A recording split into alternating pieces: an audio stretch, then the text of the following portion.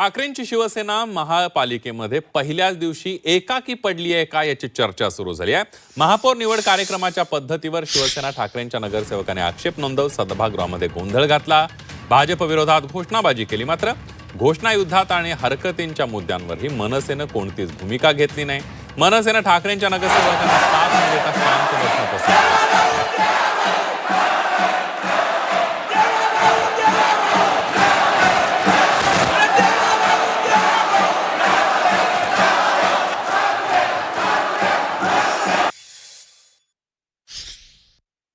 ठाकरेंना मनसेची साथ मिळताना आज दिसली नाही। दोन्ही राष्ट्रवादीच्या नगरसेवकांनी आपल्या पक्षाला पाठिंबा दिलेला आहे।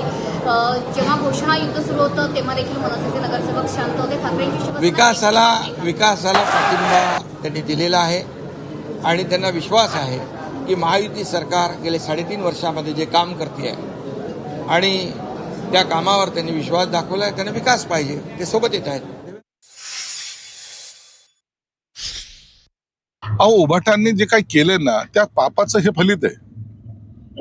काँग्रेस राष्ट्रवादीचा जे झेंडे घेऊन हे फिरत होते ना सत्तेसाठी, खुर्चीसाठी, त्याचा हा परिणाम झालेला आहे। नसता शिवसेनेच्या हातातून सत्ता जाणं हे शक्य आहे का?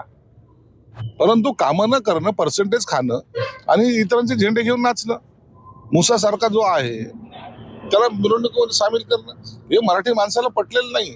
म्हणून मराठी माणूस हा एकवलेला आहे आणि त्यांनी हे दिलेली सत्ताचं परिवर्तन आहे।